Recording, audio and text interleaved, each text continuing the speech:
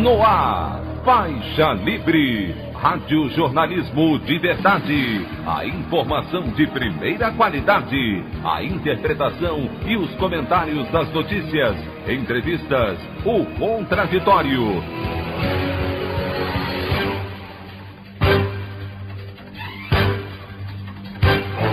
Tudo para aproximar você cada vez mais da realidade do Brasil e do mundo. Apresentação: Anderson Gomes. Prazo estipulado pelo Tribunal Superior Eleitoral para que o presidente Jair Bolsonaro entregasse provas de fraudes nas eleições 2018 se encerra sem qualquer manifestação do ex-capitão. Reverendo Hamilton Gomes, que teria intermediado contra suspeita de vacinas pelo governo federal, presta depoimento confuso, repleto de mentiras à CPI da pandemia, em clara tentativa de defender integrantes do Executivo. Comissão da Câmara dos Deputados convoca ministro da Defesa, General Braga Neto, para que ele explique supostas ameaças às eleições. Essas e outras notícias da edição desta quarta-feira, 4 de agosto do ano de 2021, do programa Faixa Livre.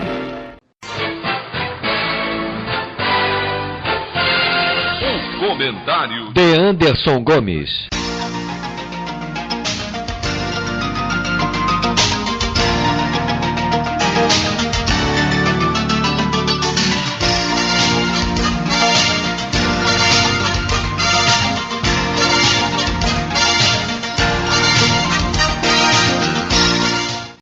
Bom dia, ouvintes. A CPI da pandemia retomou ontem seus trabalhos, após 2 semanas de recesso parlamentar. E o primeiro a ser ouvido em depoimento foi o reverendo Hamilton Gomes, fundador da entidade privada chamada Secretaria Nacional de Assuntos Humanitários, a SENAH. Esse senhor é peça-chave para evidenciar como o governo Jair Bolsonaro negociou a aquisição de imunizantes por meio de intermediários, já que ele teria realizado tratativas para a compra de 400 milhões de doses da AstraZeneca com a empresa Davat Medical Supply. No entanto, as suas declarações não trouxeram muitas informações relevantes à comissão do Senado, já que claramente o reverendo mentiu na tentativa de defender algum integrante da gestão federal. Mesmo tendo sido recebido de imediato por membros do Ministério da Saúde para falar a respeito da aquisição de vacinas, algo que dirigentes de grandes farmacêuticas como a Pfizer não conseguiram, Hamilton afirmou que não tinha qualquer tipo de contato no governo e que também não estaria negociando imunizantes, mas apenas indicando quem os tinha. Uma história absolutamente sem pé nem cabeça. A denúncia que está sendo apurada pela CPI dá conta de que e-mails enviados pelo reverendo a integrantes do Ministério da Saúde propuseram a compra de vacinas por $17,50, valor 3 vezes mais caro do que o negociado pela pasta com a Índia. Hamilton chegou a garantir que procurou o governo brasileiro para as negociações apenas com caráter humanitário. Além disso, questionado pelo senador Humberto Costa, do PT de Pernambuco, o reverendo garantiu, após orientação do seu advogado, ser bravata uma fala sua em conversa com o policial militar Luiz Paulo Dominguete sobre as negociações, onde teria afirmado, abre aspas, falei com quem manda, fecha aspas, em aparente referência à primeira-dama Michele Bolsonaro. A interferência do defensor provocou revolta dos senadores, já que ele não pode orientar as respostas do depoente. O que ficou claro é que esse tal de Hamilton Gomes é um charlatão, pior, um estelionatário com o único interesse de obter vantagens na negociação de vacinas que nem existiam, de acordo com as investigações. Ele inventou essa história de reverendo, é membro da Igreja Assembleia de Deus Ministério de Madureira, da qual o pastor Everaldo, um notório bolsonarista e trambiqueiro da política fluminense, faz parte. Ele que chegou a ser preso no ano passado, acusado de participar de esquemas de corrupção na saúde do Rio de Janeiro. Ou seja, há um claro envolvimento de toda essa turma nesses escândalos de compras de vacinas. Agora cabe à CPI aprofundar as investigações para chegar aos culpados por todo esse morticínio provocado pelo descaso do governo com a imunização. Os senadores, entretanto, acabaram recuando momentaneamente da convocação do general Braga Neto, atual ministro da Defesa, mas que ocupava a Casa Civil na época dessas tratativas de aquisição de vacinas, para saber que tipo de influência ele exercia nas negociações. Seguiremos de olho em todos os passos da Comissão Parlamentar de Inquérito para que a justiça seja feita minimamente neste país e esse governo genocida tenha um fim. A opinião do Faixa Livre. Bandeirantes, 1360. Estamos apresentando Faixa Livre. Voltamos a apresentar Faixa Livre. Estamos de volta, ouvintes, com o início da edição de hoje do programa Faixa Livre, que tem na sua produção a jornalista Celeste Sintra, auxiliada pela também jornalista Natália Moraes, tendo no comando do áudio o Francisco. Meu bom dia a todos. E meu bom dia também a você, que pode aqui participar nos enviando mensagens eletrônicas para o endereço ouvinte@programafaixalivre.com.br ou ainda registrando suas participações diretamente nas nossas redes sociais. No Facebook, nossa página é o Programa Faixa Livre. No Twitter e no Instagram, para deixar o seu recado, basta seguir os perfis @PGM Faixa Livre. Lembrando que as participações por telefone estão inviabilizadas, pois durante o período da pandemia do novo coronavírus, nosso programa está sendo gravado no dia anterior à sua veiculação. Pedimos desculpas aos nossos ouvintes que costumam interagir conosco desta forma, mas foi a maneira encontrada pela equipe do Faixa Livre para mantê-los informados sobre o que acontece no país e no mundo com essa nossa visão crítica e, ao mesmo tempo, preservando a saúde dos profissionais que levam o programa ao ar. O Faixa Livre pode ser acompanhado também pelo nosso aplicativo para celulares com sistema operacional Android. O nome do aplicativo é Programa Faixa Livre. Os ouvintes também têm acesso à transmissão pelo nosso site, o www.programafaixalivre.com.br, ou pela página da Associação de Engenheiros da Petrobras, a AEPET, uma das nossas entidades patrocinadoras, no www.aepet.org.br. Para quem perdeu alguma das edições ou quer ouvir novamente o Faixa Livre, os áudios das entrevistas e editoriais estão disponíveis no nosso podcast, nos aplicativos Spotify, Deezer e Castbox. E dando início às nossas entrevistas, eu cumprimento o doutor em Antropologia pela Universidade de São Paulo, a USP, e professor titular do Departamento de Ciências Sociais da Universidade Federal de São Carlos, a UFSCar, Piero Lerner. Piero Lerner, bom dia. Bom dia, Anderson. É um prazer estar aqui com vocês. Piero, muito obrigado por você dialogar conosco aqui no Faixa Livre. Piero, algo que tem nos preocupado muito, especialmente a nossa produtora Celeste Sintra, é essa participação recorde dos militares no governo do senhor Jair Bolsonaro, com seguidas ameaças à ordem democrática, ao processo eleitoral brasileiro. O principal porta-voz desses discursos atentatórios é o general Braga Neto, atualmente ministro da Defesa, mas os três comandantes das Forças Armadas também estão alinhados a esse intento do bolsonarismo. Lá em 2018, Piero, antes das eleições presidenciais, você já esperava que haveria todo esse comprometimento de oficiais com a administração Bolsonaro e esses arroubos autoritários do ex-capitão?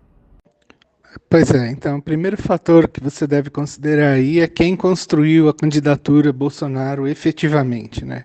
Quem abriu as condições para ele ser candidato muito antes de 2018 foram os próprios militares. Então, me parece, né, que é absolutamente natural que eles estejam ocupando, vamos dizer assim, o centro de gravidade da atual administração. Né? Eles têm e tiveram o total controle dessa situação desde o começo. Então a gente precisa pensar o que significa esse papel explosivo do Bolsonaro em relação ao que eles estão elaborando como estratégia de governo, né? E de implantação de um novo tipo de Estado, né? Que, vamos dizer assim, que é uma coisa que está no projeto que eles pensaram desde o começo. Então, eu acho, enfim, é a minha opinião, e isso eu já falo há algum tempo, né? Esse papel do Bolsonaro é proposital, ele é pensado, não se trata de arroubos explosivos da parte dele, mas eu acho que de uma estratégia bem elaborada, onde ele justamente estica a corda para depois provocar o distensionamento dessa por setores que são estratégicos, entre eles os próprios militares.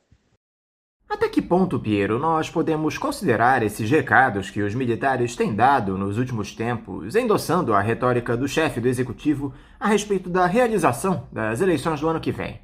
Essa ameaça golpista é real ou não passa de um devaneio desse pessoal? Veja, tem um teatro aí, isso é claro, é um teatro de operações, vamos dizer assim, né, para usar um termo militar, mas ao mesmo tempo é um teatro que só funciona se chegar num nível de verossimilhança que as pessoas acreditem de fato nisso, né? O que é esse teatro? Para continuar, então, a sequência da pergunta anterior. É passar a ideia de que realmente o Bolsonaro está chegando perto de um limite para as coisas serem resgatadas ao seu ponto de normalidade por atores estrategicamente colocados. Sejam esses atores o STF, o Congresso, ou principalmente, os próprios militares, que vão aparecer divididos e provavelmente vão reagir num setor que, vamos dizer assim, oposicionista, bem entre aspas, né? E vai, vamos dizer assim, neutralizar a ação golpista do Bolsonaro. Então, eu acho que, enfim, tem um roteiro aí. Algumas coisas, evidentemente, podem dar erradas, sendo que o erro principal é isso tudo acabar se efetivando de alguma maneira e se perder o controle, mas eu acho que essa é uma proposta que está sendo pensada já há um bom tempo. Veja bem, tudo isso faz parte de um padrão de comportamento. Se você verificar, nada mudou desde a época da campanha, né?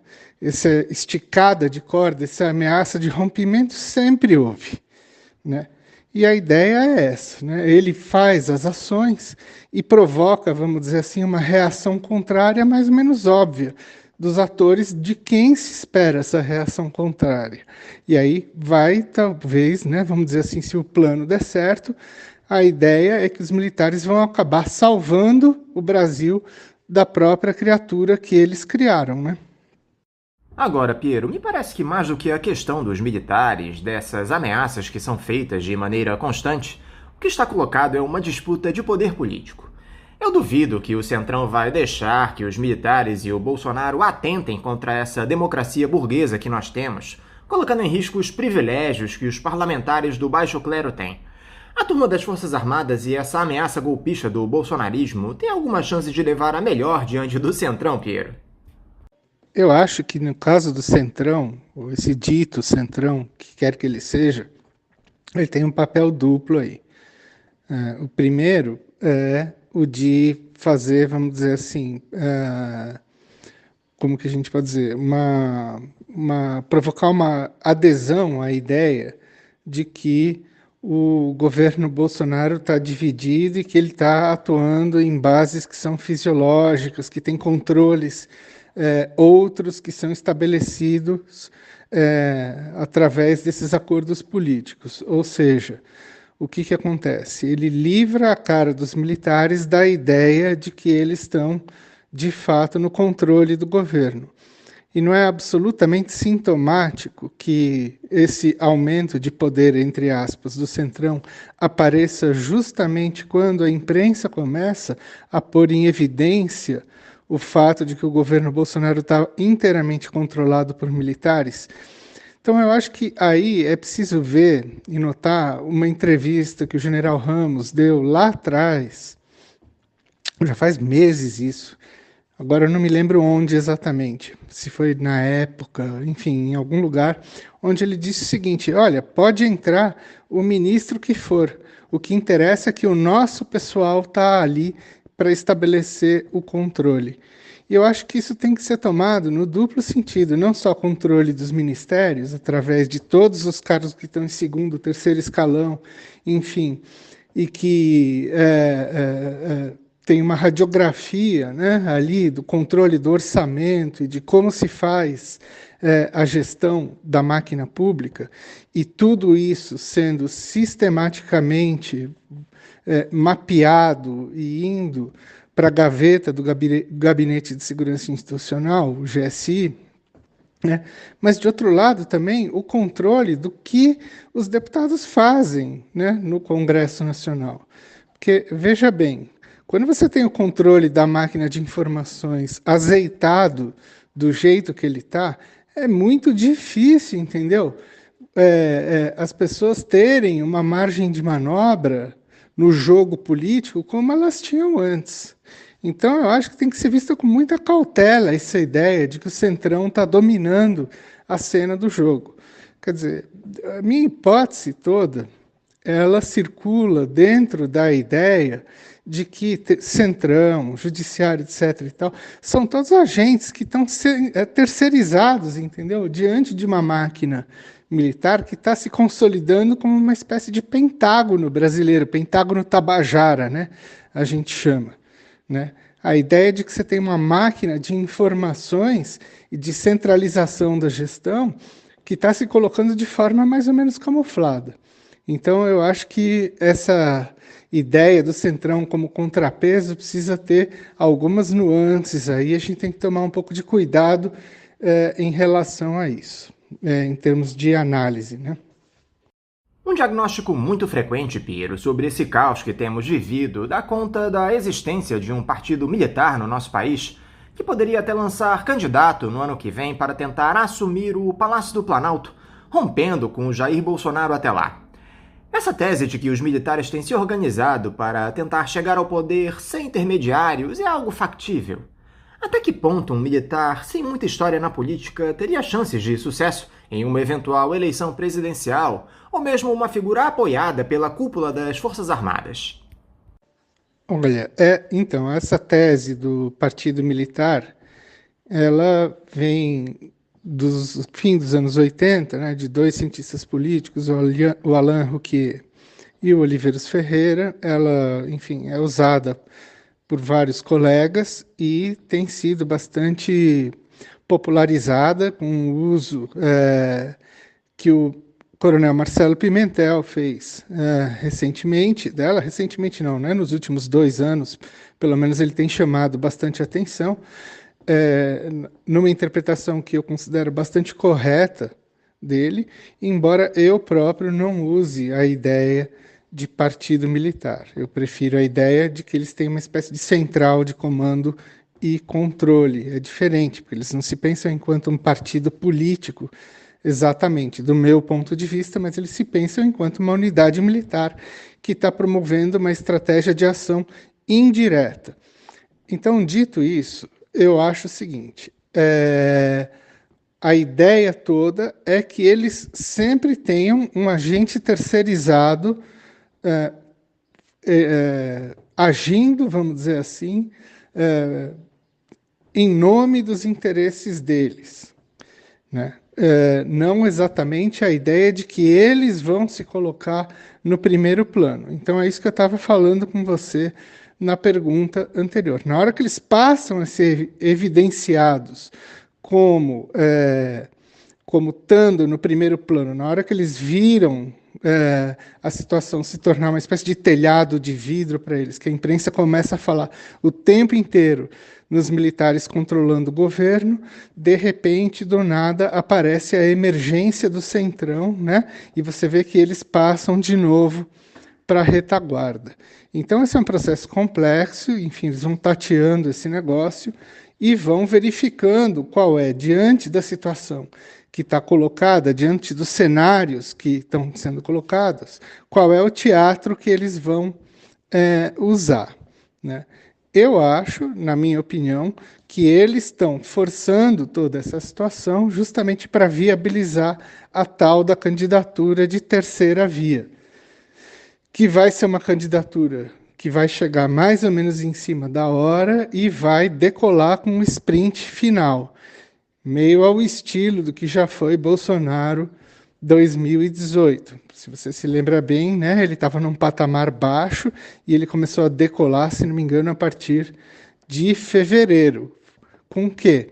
Com o travamento de todas as outras candidaturas e com a ideia de que, enfim, subliminarmente, só um governo forte, um governo com os militares por trás, poderia resolver o problema de um Brasil que estava quase num estado de anomia social. Isso aí foi espalhado dia e noite na imprensa, e a operação de intervenção no Rio de Janeiro ajudou muito a solidificar esse imaginário, né?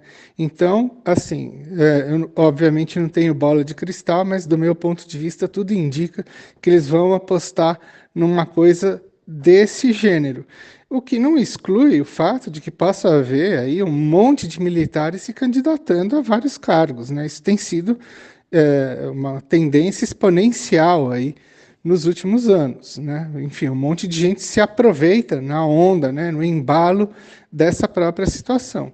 Se ainda mais eles aparecerem como os paladinos que vão salvar o Brasil de um golpe, entre aspas, do próprio Bolsonaro, aí então é que eles vão ganhar mais legitimidade ainda para participar em processos eleitorais. Então eles estão numa espécie de jogo de ganha-ganha aí, especialmente porque a oposição está completamente desmobilizada para fazer frente a essa atuação que eles estão fazendo em pinça, né? Ao mesmo tempo contra e a favor tudo que está acontecendo aí. Eu queria te ouvir também, Piero, sobre essas reações das demais instituições aos discursos autoritários e ameaçadores do Bolsonaro. O presidente do Supremo Tribunal Federal, Luiz Fux, por exemplo, vive divulgando notas protocolares falando em defender a democracia, já se reuniu mais de uma vez com o ex-capitão para, segundo ele, aparar as arestas nas relações entre os poderes, mas o chefe do executivo segue repetindo o mesmo receituário, não tira o pé nos questionamentos ao processo eleitoral.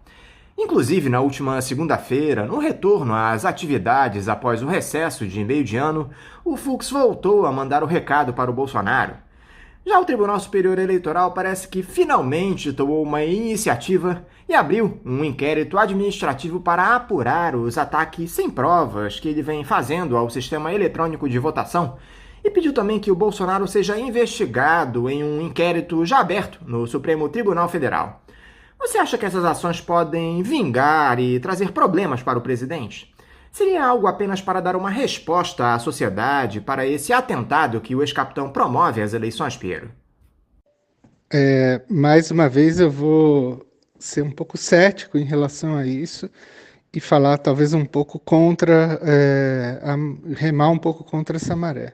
Do meu ponto de vista, o STF, como cabeça do judiciário, foi e ainda é sócio do Bolsonaro em toda essa grande máquina que eles montaram desde pelo menos 2016, né? Ou antes até. A gente assim, não pode esquecer o fato de que justamente foi a partir do judiciário que se pavimentou a candidatura do Bolsonaro na medida em que se colocou o Lula na prisão, né? Isso de um lado, né? De outro, é preciso ver, por exemplo, o que significa essa ideia que o Bolsonaro está falando do Barroso ser a pessoa que está promovendo a eleição do Lula em 22, Justo Barroso. O que ele faz quando fala isso, o Bolsonaro? Ele apaga, enfim, o registro do próprio voto do Barroso em relação à suspeição do Sérgio Moro. Enfim, se tem alguém ali no STF que pode ser colocado em um plano de oposição mais contundente em relação ao Lula, é o próprio Barroso, né, que é uma espécie de paladino do lavajatismo. Então, é preciso entender que, na verdade, existe uma espécie, é isso que eu estou chamando de uma sociedade baseada numa contradição que é emulada, entendeu? Esse jogo entre Bolsonaro e o STF, ele, na verdade, é um desdobramento dessa ideia de que o Bolsonaro vai esticar a corda, ele elegeu, vamos dizer assim, o STF como uma espécie de inimigo, entre aspas, para provocar uma tensão que é emulada para justamente alguém aparecer como aquele ator essencial que vai aliviar essa tensão golpista que o Bolsonaro está jogando. Então, assim, eu acho que nesse momento menos interessa saber o meandro jurídico do que essa ação vai provocar, do que ver qual vai ser a contra-reação do Bolsonaro, que provavelmente vai ser esticar a corda mais ainda. Então eu não duvido que apareça aí na imprensa alguma hora algum texto falando de um golpe oculto que foi revelado. Enfim, eu acho que é preciso ter muita cautela nessa ideia de que existe uma divergência gigantesca entre o Bolsonaro e o STF. Eu vejo isso, na verdade, como uma espécie de simulação de uma contradição. Eu não dou muita bola para isso, não. Há em tramitação no Congresso, Piero, uma proposta de emenda à Constituição que proíbe que os militares da ativa ocupem cargos de natureza civil na administração pública, seja na União, nos estados, no Distrito Federal ou nos municípios. Essa PEC é de autoria da deputada Perpétua Almeida, do PCdoB do Acre, e terá sua admissibilidade analisada pela Comissão de Constituição e Justiça da Câmara. O texto determina que, para exercer esses cargos civis, o integrante das Forças Armadas, da Polícia Militar ou do Corpo de Bombeiros deverá afastar-se da atividade se contar menos de 10 anos de serviço, ou no ato de posse passará automaticamente para a inatividade se contar mais de 10 anos de serviço. Você acha que essa PEC pode ser a solução para esse problema da invasão, entre aspas, de oficiais militares na administração pública? A proposta passa no Congresso, Piero? Eu não sei exatamente se a proposta passa ou não no Congresso. Aí realmente eu acho que é uma questão que vai ter mil variáveis no meio do caminho e realmente eu não consigo vislumbrar qual é o cenário disso daí. O que eu acho, basicamente, são duas coisas aí. O primeiro é definir o que é exatamente um cargo de natureza civil, né? Essa própria categoria, né, civil, é uma categoria complicada, né, porque ela só aparece quando você pensa do ponto de vista militar, né? Se você for perguntado por alguém, enfim, defina aí quem que você é, Anderson. Você vai, sei lá, falar, bom, eu sou, sei lá, flamenguista, eu sou carioca, enfim, sou um cara bacana, sou isso, sou aquilo, mas você nunca vai falar assim, você nunca se apresenta a ninguém, não, eu sou um civil. Civil é só uma coisa que existe dentro da própria cabeça militar. Então você já vê que essa é uma proposta, enfim, que embute uma questão que é complicada aí no meio. Diante disso, eu acho que talvez um dos principais problemas, né, dessa proposta seja pensar, enfim, qual é o papel que a gente está pensando para os militares hoje. Quer dizer, o problema não é ter uma lei que você vai limitar o quanto esses militares querem ir para a política. O problema é esses militares quererem ir para a política, né? Se isso significa que o papel primordial para o qual eles são pensados está absolutamente esvaziado. Ou seja, se eles estão com outros projetos na cabeça, é preciso se pensar qual é o plano que eles têm para a defesa do país, que é alguma coisa que deve ser considerada e deve ser levada muito a sério, né? Então, se você pensa que um militar quer fazer outras atividades que não aquelas para as quais só ele pode fazer, é preciso se perguntar, então, qual é o sentido das atividades que, teoricamente, seriam destinadas a eles próprios. Então, isso é uma questão que deve ser colocada por todo mundo, né? E o que nós podemos esperar dos próximos meses, Piero, com a aproximação de um ano eleitoral, talvez o mais importante da história do país, com tudo isso que está colocado? Como a população pode reagir em 2022 a esse acirramento alimentado pelo bolsonarismo? Essa é a pergunta que não quer calar, né? E para a qual acho que, enfim, é muito difícil ter uma resposta. Enfim, se eu for, assim, chutar, ter um palpite, eu acho que essa crise que a gente está vendo, né? Essa contradição, esse conflito, ele tende a se intensificar, e volto a dizer, um conflito emulado, isso, entendeu? Mas que não significa que a gente não precise se preocupar, porque ele acaba operando como uma espécie de profecia autorrealizável, né? É aquela famosa coisa, você inventa uma história e a história acaba te engolindo, né? Então eu acho que isso tende a se intensificar, e eu acho que o Bolsonaro tende a sair antes. Só que a saída dele não vai ser provocada por agentes externos. Ela vai ser provocada por ele próprio ou por agentes internos ao próprio governo. Então, eu acho que é muito mais viável nesse cenário uma renúncia do que um impeachment ou do que um processo, por exemplo, que reviva o padrão Dilma pré-2016 ou Collor antes do impeachment. Então, eu acho que a tendência é muito mais canalizar isso para os meios em que esses agentes que a gente está discutindo aqui desde o começo tenham controle da situação e não deixem isso vazar, vamos dizer assim, para uma situação de grandes manifestações e tal. Embora eu também ache que essas manifestações têm muito pouco de espontâneas, né?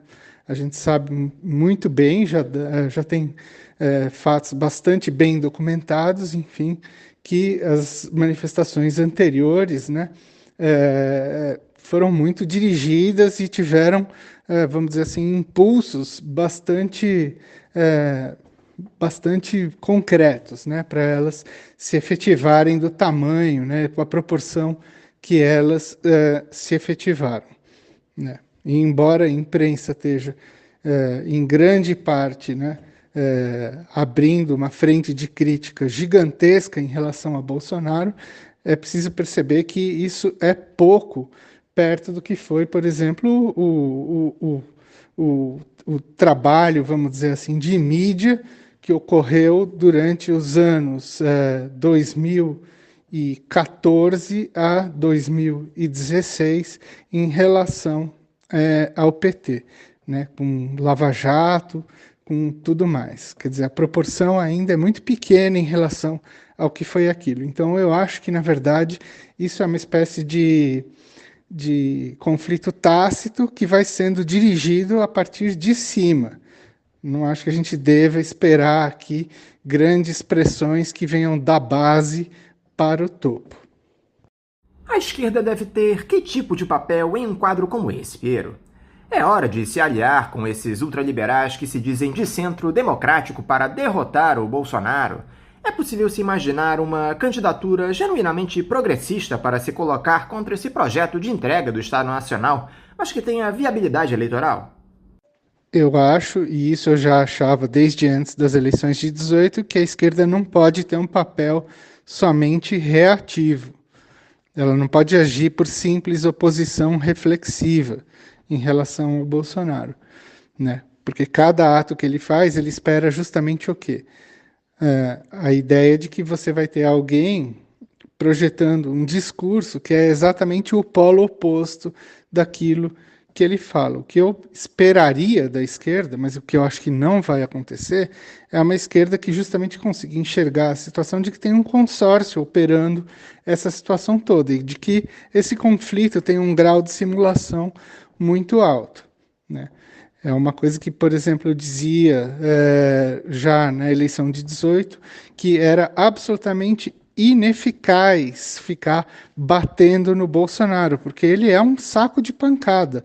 Ele foi elaborado para ser parte desse papel para levar a porrada de todos os lados. Eu falava naquela época, o alvo da esquerda tinha que ser o judiciário, que, na verdade, foi o responsável por pavimentar a eleição do Bolsonaro. Eles pavimentaram toda essa situação, né? Então eu dizia, se vocês não centrarem o seu discurso contra o Moro, contra a Lava Jato, vocês vão perder a eleição.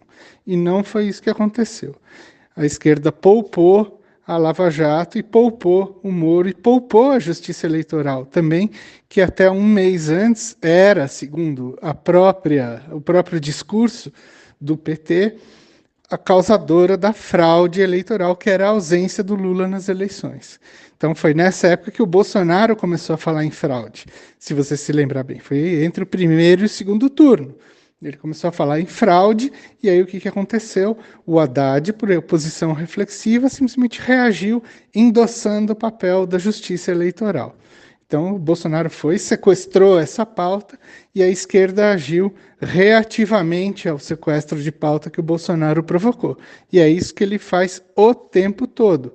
Então eu acho que a esquerda vai acabar, de uma maneira ou outra, se ela continuar agindo simplesmente reativamente ao Bolsonaro, agindo como trampolim para a terceira via emergir como o projeto mais viável que vai conter esses polos que, teoricamente, vamos dizer assim, na visão do próprio consórcio, são os polos que estão causando extremismos no país, o que é uma bobagem absoluta. O extremismo só vem de um lado, que é o lado desse próprio consórcio. O outro, quando age reativamente, acaba endossando esse tipo de discurso, o que é muito ruim, né? Piero Lerner, mais uma vez, muito obrigado por você dialogar conosco aqui no Faixa Livre. Eu quero te desejar um ótimo dia de trabalho e deixar aqui meu forte abraço. Eu que agradeço e um ótimo dia, ótima semana aí para vocês também. Conversamos aqui com o doutor em Antropologia pela Universidade de São Paulo, a USP, e professor titular do Departamento de Ciências Sociais da Universidade de São Carlos, a UFSCar, Piero Lerner. Como vocês, ouvintes, sabem, o Faixa Livre tem passado por um processo de transição nos últimos tempos, que provocou algumas mudanças e também adaptações às novas tecnologias. Uma delas é justamente a adoção de uma chave Pix, essa nova modalidade de transferência de valores para os ouvintes que desejam contribuir com qualquer quantia para a manutenção do programa. Portanto, para você que já aderiu a essa nova tecnologia, a chave Pix da conta do Faixa Livre é o nosso e-mail, ouvinte@programafaixalivre.com.br. Repetindo, a nossa chave Pix é ouvinte@programafaixalivre.com.br. Para você que faz transferências da maneira tradicional, a nossa conta em nome da Associação de Funcionários do BNDES, a AFBNDES, no Banco Itaú, agência 1964, conta corrente de número 03004, dígito 1. Repetindo, a agência do Banco Itaú, 1964, conta corrente 03004, dígito 1. O CNPJ da AFBNDES para a realização de depósitos de quem não é cliente do referido banco é o 33984-550-0001-41. Repetindo, o CNPJ da AFBNDES é o 33984-550-0001-41. Lembrando que todos os recursos depositados nessa conta são destinados exclusivamente ao financiamento dos custos do Faixa Livre. Para quem não conseguir anotar as informações referentes à conta, elas estarão disponíveis no nosso site, o www.programafaixalivre.com.br, e nas nossas redes sociais, no Facebook, Twitter e Instagram. Então, repetindo mais uma vez, a nossa chave Pix é ouvinte@programafaixalivre.com.br, e a conta corrente da AFBNDES do Banco Itaú, agência 1964, conta de número 03004, dígito 1.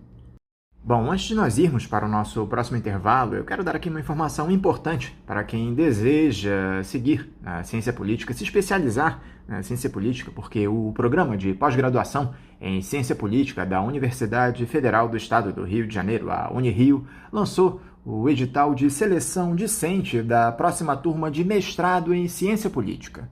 Serão selecionados até 18 mestrandos distribuídos em 3 linhas de pesquisa: comportamento político e eleições, instituições e políticas públicas e relações internacionais e política mundial. O período de inscrição dos candidatos começa no dia 4 de outubro e será encerrado no dia 19 desse mesmo mês. O resultado final da seleção será divulgado no mês de dezembro, no final do ano. O edital detalhado pode ser encontrado tanto lá no site da Unirio, como nas redes sociais da Escola de Ciência Política Unirio, especialmente no Facebook. O Facebook é Escola de Ciência Política Unirio. Aí, uma grande oportunidade para quem deseja aprender mais, se especializar na ciência política. A escola lá da Unirio tem um trabalho muito consolidado, eu recomendo a todos vocês. Então, mais uma vez, esse programa de pós-graduação em ciência política da Unirio, o seu edital acabou de ser lançado. Acessem lá o site da Unirio e as redes sociais da Escola de Ciência Política da Unirio. Agora sim, vamos ao nosso próximo intervalo. Voltaremos daqui a pouquinho. Voltamos a apresentar Faixa Livre. Já voltamos, ouvintes, e agora eu cumprimento o diretor da Associação dos Empregados de Furnas, a ASEF, e do Sindicato dos Engenheiros do Rio de Janeiro, SENGRJ, Felipe Araújo. Felipe Araújo, bom dia. Olá, Anderson, olá, ouvinte. É sempre um prazer estar aqui nessa trincheira de resistência contra o desmonte do Estado brasileiro e para falar sobre o setor elétrico que vem sofrendo muitos ataques. E eu vou tentar elucidar aqui algumas questões, porque as pessoas estão começando a sentir agora, né, um caos fervilhante no setor elétrico, mas um caos que já vem sendo gestado há algum tempo por esse governo. Felipe, eu quero te agradecer por você novamente conversar aqui conosco no programa. Felipe, a situação dos reservatórios que fornecem água às nossas hidrelétricas é cada vez mais grave. Estamos enfrentando um dos períodos de maior estiagem da história, que deve se intensificar nos próximos anos por conta das mudanças climáticas, e o governo federal segue minimizando o problema. Em relação à nossa última entrevista, Felipe, cerca de 1 mês e meio atrás, o que mudou nesse quadro? Houve algum agravamento dessa crise com o início do inverno? Bom, Anderson, o primeiro ponto que eu queria colocar em relação às vazões é uma perspectiva de retorno do fenômeno La Niña, né, o fenômeno que gerou, esse ano passado, uma das menores vazões na nossa série histórica, e está com cara de retornar uma vez mais. Segundo os meteorologistas do próprio Operador Nacional do Sistema, esse é um fenômeno que costuma vir 2 vezes, né, seguidos. Então, as observações dos meteorologistas está indicando que isso vai acontecer novamente. Aí, se ele de fato acontecer, ele vai se configurar totalmente por volta de outubro, novembro. Normalmente, período do inverno, né, é um período de vazões mais baixas, né, não é um período de chuvas. O período de chuvas é verão. Então, há de se esperar que a situação se agrave, sim, a situação energética se agrave por conta da falta de chuvas e falta de energia acumulada nos reservatórios das hidrelétricas. Em relação às vazões, até o final de novembro, um estudo do ONS, do Operador Nacional do Sistema, aponta que as bacias do Sudeste e Centro-Oeste elas deverão continuar pressionadas com volumes bem abaixo da média histórica, que é a nossa principal caixa d'água, tá, no sistema. Essa condição projetada para o Grande Paraná, Tietê, Paranaíba, por exemplo, são nossas bacias hidrográficas. O Sul, a condição pode ser alterada rapidamente, porque as bacias são mais encaixadas, são menores, então qualquer evento meteorológico mais forte pode reabastecer as bacias por lá. O Rio do São Francisco segue a mesma perspectiva aí do Centro-Oeste. Tocantins, a situação está um pouco melhor no final desse período, mas ainda abaixo da média de longo termo.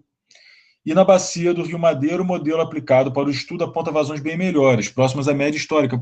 No entanto, nessa bacia, né, está falando da bacia amazônica, a gente não tem reservatórios, né, não temos reservatórios de porte lá e, portanto, não nos ajuda em termos de recuperação do volume acumulado energético.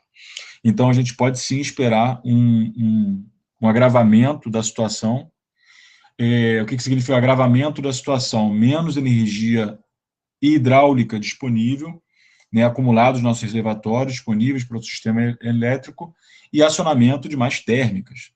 A gente, principalmente, né, desde a última tentativa de privatização da Eletrobras, né, Fernando Henrique Cardoso, na década de 90, a gente tem, no início dos anos 2000, a gente tem uma termificação do matriz energética brasileira muito intensa, muito intensa. E agora essas térmicas estão servindo para poder gerar energia suja, energia cara, sem, de fato, necessidade que isso fosse feito, né?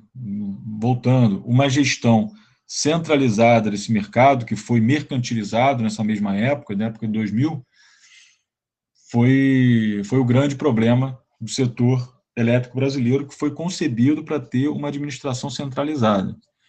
Hoje em dia, ele não tem mais essa administração centralizada. Antigamente, ele era totalmente gerido pela Eletrobras. Agora, o planejamento, a operação e a comercialização de energia são realizados pela EPE, Empresa de Pesquisa e Planejamento Energético. Tem a ONS, que faz a operação, Operador Nacional do Sistema, e também tem a Câmara de Comercialização de Energia Elétrica, que faz a comercialização de energia. E, além disso, você ainda tem essa excrescência, que é a questão do mercado livre, que faz com que a gente pague muito caro na nossa conta de luz atualmente. O próprio Operador Nacional do Sistema, Felipe, o ONS, divulgou um estudo indicando que o Brasil terá um déficit de potência no Sistema Interligado Nacional em novembro desse ano, sendo necessária a importação de energia de países vizinhos. Esse relatório considera o crescimento do Produto Interno Bruto de 4,5% e a geração de energia térmica de 16 mil megawatts. O déficit de potência será de 2 mil megawatts. Dá para explicar o que representa na prática esse déficit apontado pelo ONS, Felipe?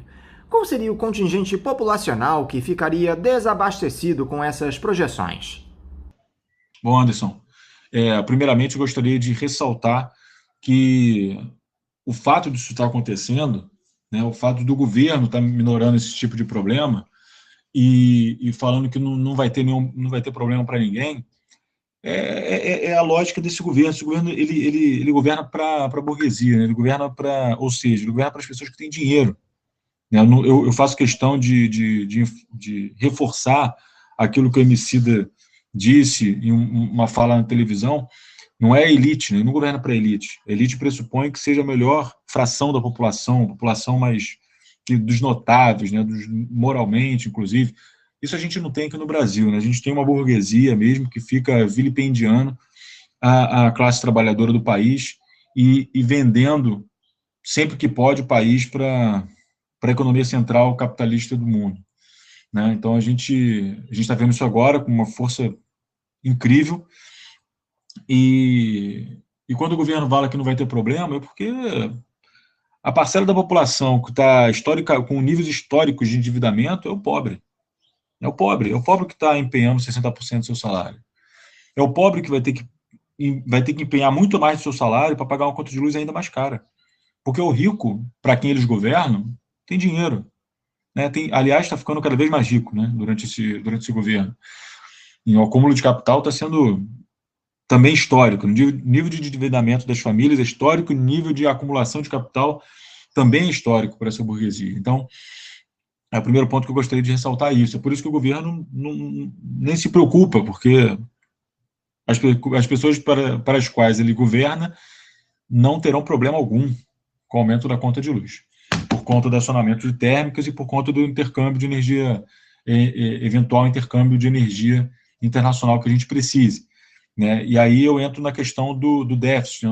O déficit não significa necessariamente desabastecimento. Ele pode significar, e é algo grave, né?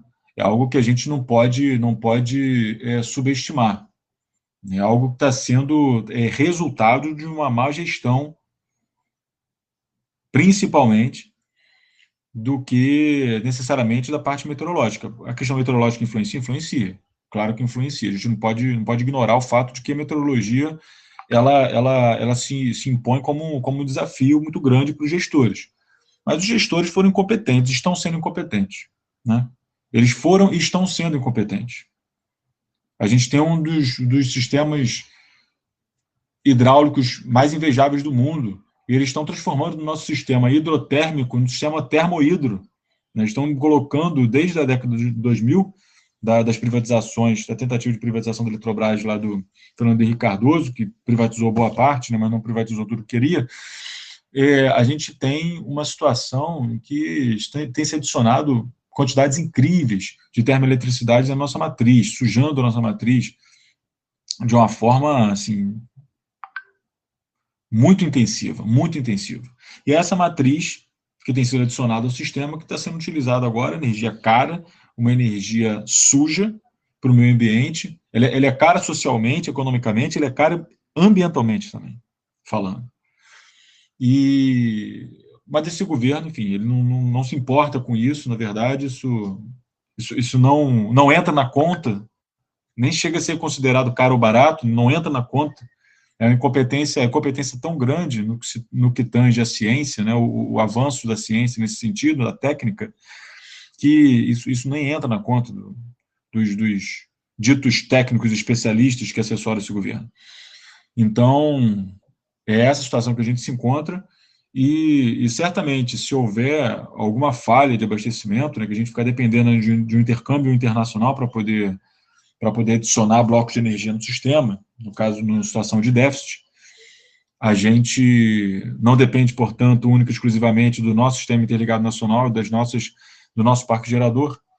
A gente pode ter uma situação de falha de abastecimento, e a depender do déficit real de abastecimento, a gente pode ter aí uma quantidade de milhares de famílias sendo privadas do acesso à energia elétrica. Não tem como precisar a quantidade exata que isso de famílias que ficaria privada no evento desse, porque aí depende da especificidade do evento.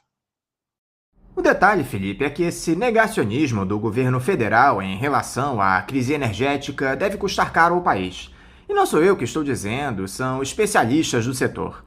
Parece que há um programa relacionado à demanda de energia que está em fase final de elaboração pelo Ministério de Minas e Energia, só que ele deve pressionar ainda mais a conta de luz. Foi o que afirmaram estudiosos do Instituto Clima e Sociedade em uma mesa redonda com a imprensa na última semana, ressaltando que o governo evita incentivos à economia de energia pela população. Quais são as bases desse programa que o Ministério está desenvolvendo, Felipe? E que tipo de iniciativa poderia dar jeito nesse caos energético que se aproxima? Bom, Anderson, eu não tenho acesso especificamente a esse estudo que está sendo elaborado nesse momento, mas estudos de demanda de energia, eles têm padrões, né? Existem padrões em relação a esse tipo de estudo. Esse tipo de estudo leva em consideração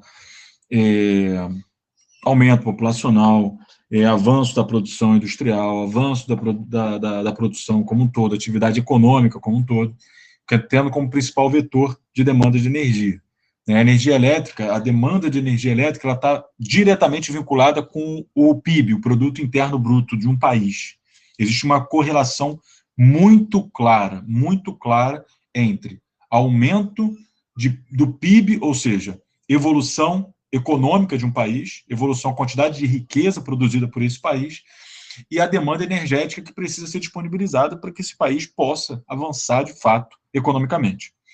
É por isso que o setor elétrico ele é estratégico, né? Quando a gente fala que o setor elétrico ele é estratégico nesse ponto. Se você não tem demanda se você não tem oferta de energia na quantidade e na qualidade, ou seja, não é só não ter o déficit do bloco de energético, como a gente estava comentando na resposta anterior.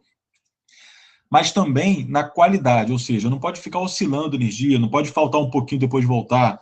Se acontece isso, o país não tem indústria, ninguém vem colocar indústria no país que pode faltar energia a qualquer momento, né? Pode oscilar a energia e queimar equipamentos caríssimos dentro de uma fábrica.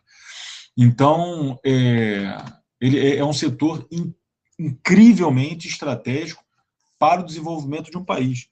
Fora, isso eu estou falando do ramo industrial, né? Fora toda a questão vinculada a acesso à energia que gera para as populações, para o povo, para as camadas mais populares, maior autonomia para poder fazer uma pequena produção, segurança alimentar, afinal de contas, sem uma geladeira fica difícil você conseguir assegurar uma boa alimentação, dar segurança alimentar para uma população, até a parte logística fica complicada nesse sentido. Então, você tem N situações em que você, com acesso à energia elétrica, você melhora e muito a qualidade de vida da população e estimula também a economia de uma população. Afinal de contas, uma determinada população sem acesso à energia ou sem acesso à energia de qualidade não pode pensar minimamente em patamares, por menores que seja, de uma economia mais organizada, né, em termos de produção. Agora, quando a gente fala que vai pressionar a conta de luz, vai pressionar porque esse governo, quando faz projeção para frente, faz projeção que vai fazer curva em V, né? Que o país vai bombar, porque eles só estão pensando na reeleição do ano que vem. Então, eles têm que mostrar para a população, tem que contar a história para a população que o país vai ser o melhor país do mundo daqui a um ano. Isso não é verdade. Isso não é verdade. Isso não tem se configurado verdade. Aliás, o que Paulo Guedes diz são falas completamente inúteis, né? Quem tem um mínimo de senso na cabeça, tem um mínimo de orgulho pelo seu diploma, seja qual for o diploma, não tem como levar a sério Paulo Guedes, né? Um ministro completamente medíocre. Ele era medíocre antes de ser ministro, e agora, como ministro, ele continua sendo, né? É um show de mediocridade técnica que dá vergonha, mantendo a tradição dos ministros Bolsonaro, dá vergonha para o país. Você perguntou depois de que tipo de iniciativa poderia dar jeito nesse caos energético que se aproxima. Na verdade, no caos energético que se aproxima, não tem muito o que se fazer, porque existe uma inércia no sistema, né? Esse sistema ele demora para dar problema, o problema ele não chega de repente. As pessoas estão falando que esse problema foi gestado, né? Ele foi gerido, mal gerido, para poder gerar esse problema todo que a gente está vendo agora. E para sair, é difícil sair. Não é uma usando uma metáfora aqui de veículos, não é uma motocicleta que você vira o guidão, uma bicicleta que você gira o guidão e consegue fazer 180 graus e voltar. É um transatlântico, né? É um Titanic. Você vê o iceberg lá, você vê que vai bater e não consegue sair não consegue virar o bicho para sair, para não bater no iceberg. É isso que a gente está vendo agora nesse momento. O setor elétrico, ele é uma coisa gigante. O nosso setor elétrico é gigante. E para ele conseguir sair dessa situação onde está, por ações de gestão, ele demora muito. O que de fato, os técnicos que se arvoram no Ministério de Minas e Energia e que dizem que estão fazendo e acontecendo, estão fazendo nesse momento, provavelmente é visitando a capela mais próxima e rezando para chover. Essa é a verdade. Como nós já abordamos em entrevistas anteriores, Felipe, a privatização da Eletrobras só surge para ampliar as dificuldades diante de um cenário quase que inevitável de racionamento de energia. O Supremo Tribunal Federal ainda deve analisar a constitucionalidade dessa venda da empresa, não é isso, Felipe? Você acha que a Corte terá a sensibilidade e a responsabilidade que o momento exige e vetará essa entrega de ações da empresa?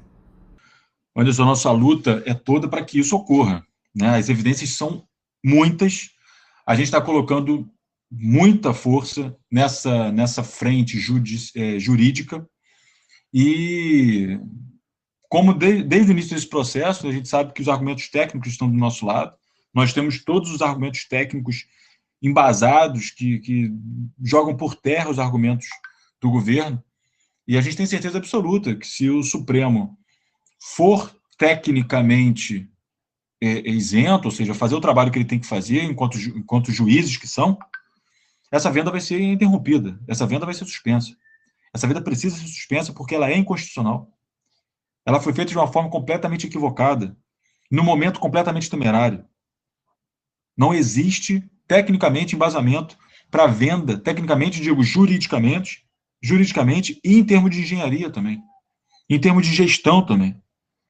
É uma temeridade nesse momento, tanto que na época da década de 90, que estavam querendo fazer as privatizações, lembro a todos, elas foram suspensas. A Eletrobras foi posta no cerne, no centro do grupo que operava a crise, né?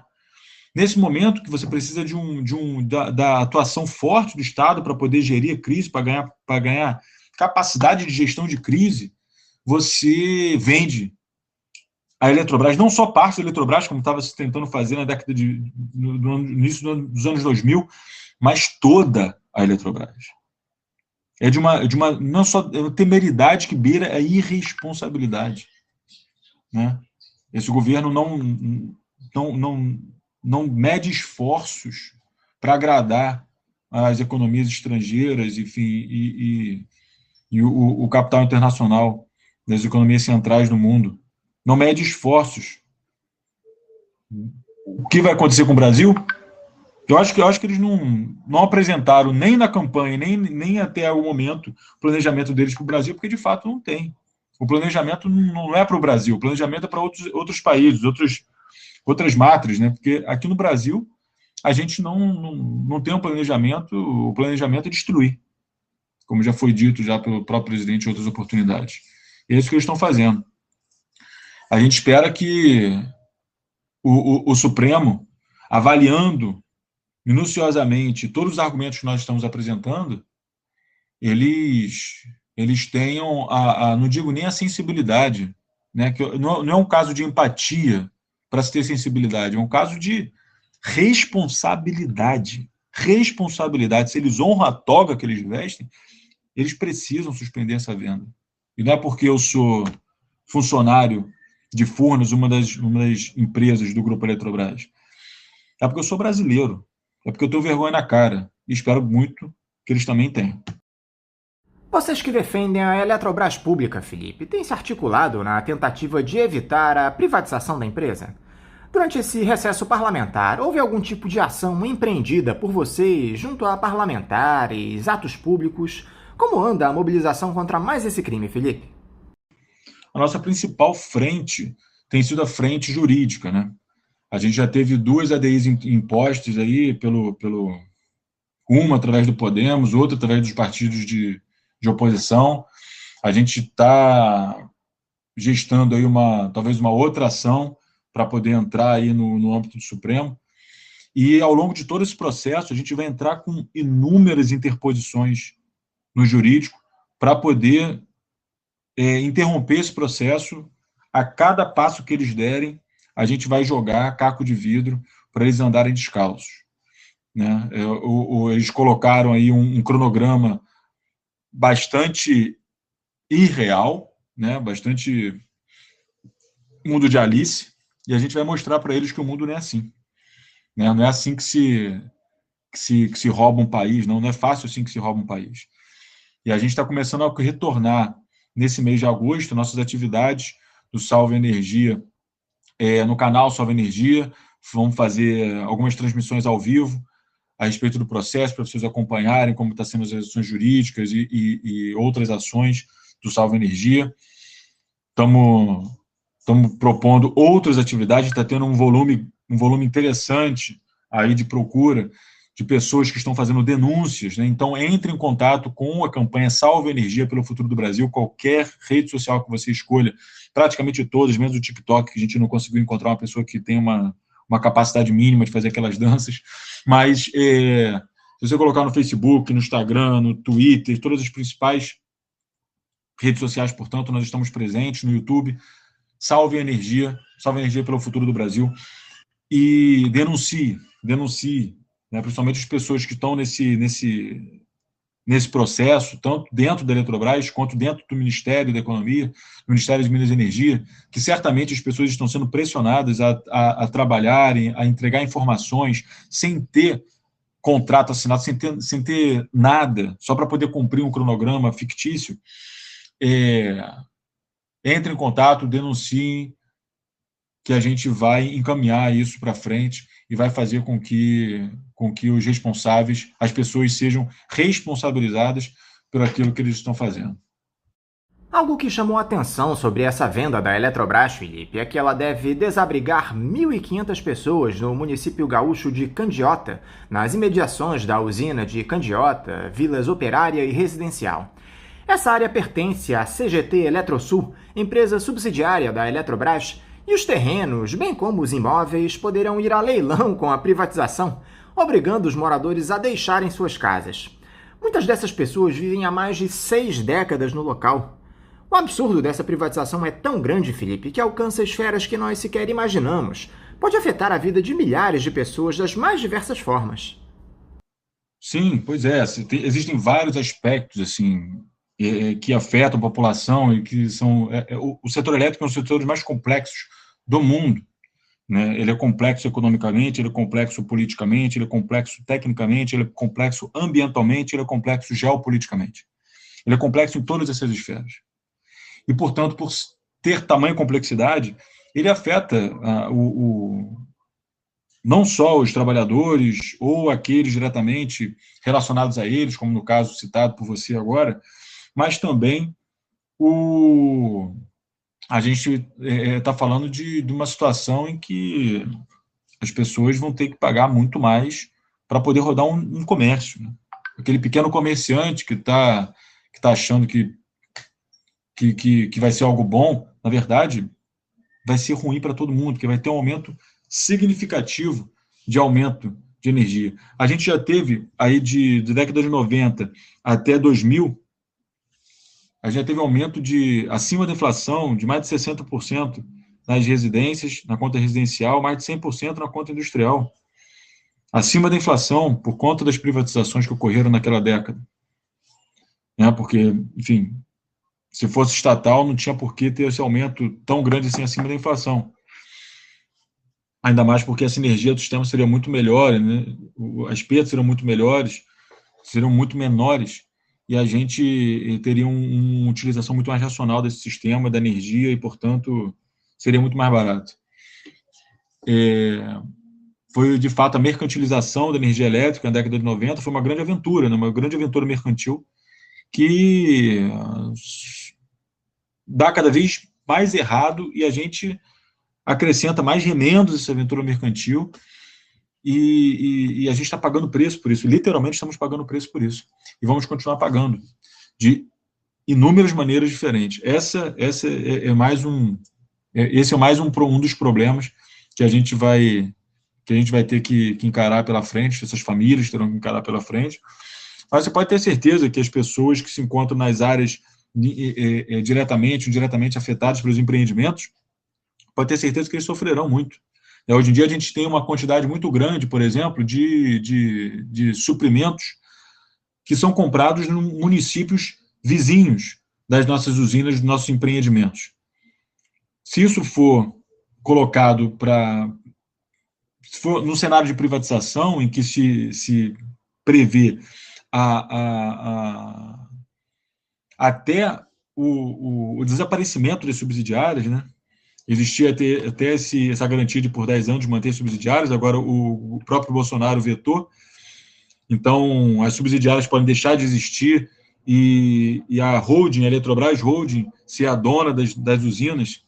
Todas as usinas que estão contempladas na lei, nessa lei inconstitucional que foi aprovada no Congresso. A gente pode ver todo o grupo Eletrobras se transformar em alguns andares no centro da cidade, no Rio de Janeiro ou em qualquer outro estado da federação. E se isso acontecer, a gente provavelmente vai ter uma compra, uma racionalização, por exemplo, dessas compras, sendo feita tendo uma visão pura e simplesmente de lucro. Isso acontecendo, os comerciantes locais vão deixar de observar, e prefeituras vão deixar de observar uma receita que antes eles tinham como certos todo ano, enquanto localidades próximas dos nossos empreendimentos. Não por uma questão de ineficiência, mas por uma questão de lógica estatal, né, de lógica de retorno à sociedade, de lógica de fomento a essas áreas, de lógica de reparação dessas áreas, pelos nossos empreendimentos estarem operando ali e terem modificado tanto aquela população. Então, o capital ele não enxerga isso, o capital ele só enxerga retorno para os acionistas. Existe a cultura da supremacia do acionista, e ela fará com que o dinheiro da Eletrobras não vá mais para a sociedade brasileira, vá para grandes corporações para poder ter ganho de escala e aumentar o lucro. Existem N outras situações em que a população brasileira, em vários locais do Brasil, vai sofrer, talvez sem saber que é uma consequência da privatização, mas vai sofrer esse impacto muito negativo, com certeza. Uma situação que impressiona, Felipe, é essa que ainda temos no Amapá.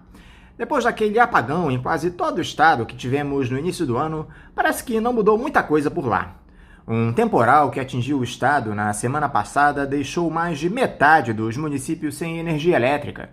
Conforme a Companhia de Eletricidade do Amapá, a CEA, houve um desligamento da subestação de energia Macapá, administrada pela Linhas de Macapá Transmissora de Energia, a LMTE, na linha de transmissão que conecta a subestação Santana, administrada pela CEA. Com isso, houve saída de todos os alimentadores atendidos pelo trecho. Ou seja, não serviu para nada aquele episódio lamentável do início do ano, Felipe. A distribuição de energia segue precária no Amapá. Uma coisa que é importante que nossos ouvintes compreendam é o país que a gente se encontra. A gente está num país em que o maior crime ambiental que o mundo já viu aconteceu, e que foi a morte do Rio Doce. Né? A gente teve dois grandes crimes ambientais, não só ambientais, né? Tiveram centenas de mortes em um deles, e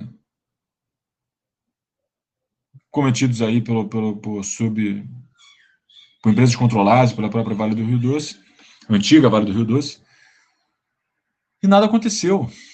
Né? A gente tem uma multa lá que para o acionista é completamente irrisório. Né? Você vê na bolsa, a empresa destruiu o rio inteiro. Pode ser visto pelo espaço. O crime ambiental é um dos primeiros casos de crime ambiental que pode ser visto pelo espaço. Se fosse qualquer país decente, qualquer país minimamente decente e soberano, essa empresa tinha perdido a concessão de exploração.